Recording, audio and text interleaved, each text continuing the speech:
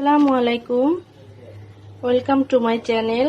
আজকে আমি আপনাদেরকে দেখাবো পুঁই শাক দিয়ে চিংড়ি মাছ দিয়ে কিভাবে রান্না করা যায়। আর এই রান্নাটা খুবই মজাদার। আজকে আমি এটা দেখাবো, আপনাদের সাথে শেয়ার করব। আপনারা এভাবে প্লিজ রান্না করে খাবেন, খেয়ে দেখবেন, খুবই মজাদার একটি খাবার, চিংড়ি মাছ দিয়ে পুঁই শাক। আমি এখানে কড়াই নিয়েছি, এখন তেল দিয়ে দিব পরিমাণ মতো।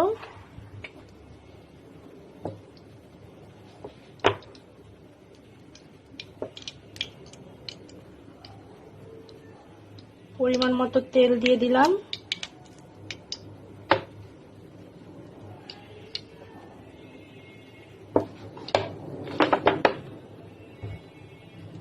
এখন আমি এটার ভিতরে কুচি করে রাখা পেঁয়াজ দিয়ে দিব। আমি এখানে কুচি করে রাখা পেঁয়াজটা দিয়ে দিলাম।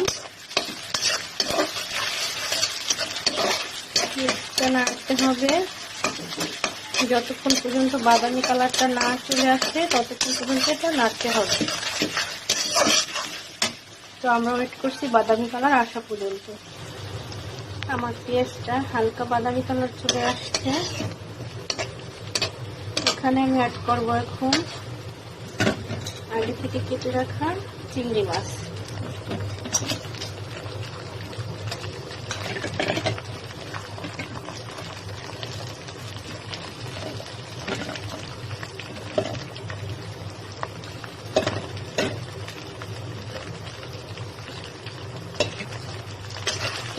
চিংড়ি মাছটা দিয়ে ভালোভাবে নাড়তে হবে। খুবই মজাদার একটি খাবার।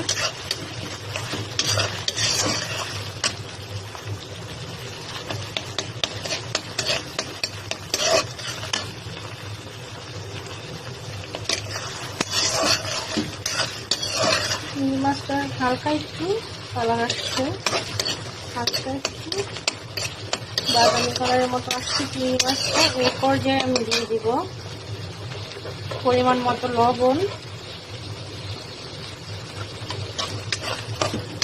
পরিমাণ মতো লবণ,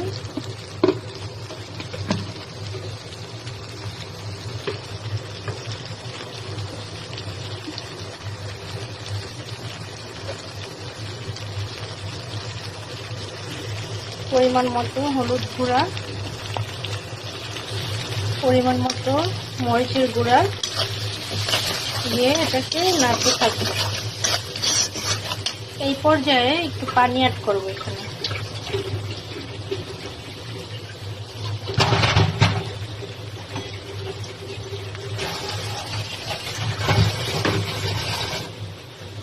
মশলাটা না হলে পুড়ে যাবে। এই পর্যায়ে আমি একটু পানি অ্যাড করলাম। এখন এটাকে 5 মিনিট রান্না করব। 5 মিনিট রান্না করার পর যখন মশলাটা উপরে তেল উঠে আসবে, তখন আমি আলুটা পুঁই শাকটা দিয়ে দিব। 5 মিনিট রান্না করে নেব। ফিরে এলাম 5 মিনিট পরে। এই যে আমার মশলাটার উপরে তেল উঠে আসছে, এটা আমার ভালো করে কষানো হয়ে গেছে। এখন আমি এটার আমার শাকটা আলুটা দিয়ে দিব। পুঁই শাকটা আর আলুটা অ্যাড করবো এখানে।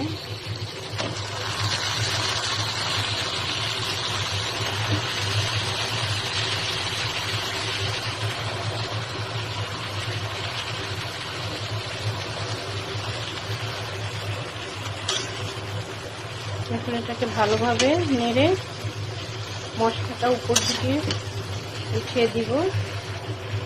তারপরে এটাকে আমি ঢেকে দিব। ঢেকে আবার 5 মিনিট রান্না করব। ঢাকনা দিয়ে ঢেকে দেবো। এই পর্যায়ে এখন আমি ঢাকনাটা তুলে ফেলবো। শাকটা নাড়া দিয়ে দিব।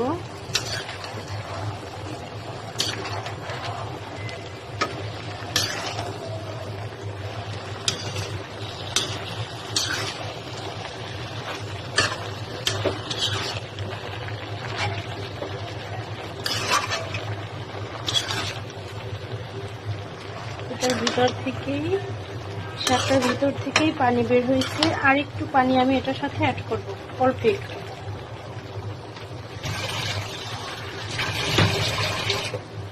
একটু পানি আমি এটার সাথে অ্যাড করে আবার আমি ঢাকনা দিয়ে রাখবো 10 মিনিটের জন্য। 10 মিনিট পরে এর ভিতরে আর একবার ঢাকনাটা তুলে নাড়া দিতে হবে। এর ভিতরে আমার শাকটা 10 মিনিটের ভিতরে হয়ে যাবে। 10 মিনিটের মাঝখানে আর একবার ঢাকনা খুলে নাড়া দিতে হবে। আমার পুঁই শাকের তরকারিটা হয়ে গেছে।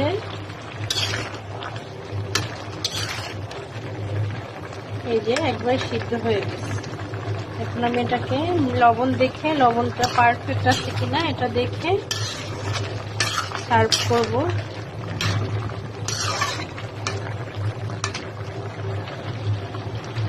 হয়ে গেছে আমার শাকটা রান্না।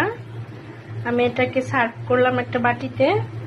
আপনাদের যদি আমার ভিডিওটা ভালো লেগে থাকে একটা subscribe, like, share please. Thank you.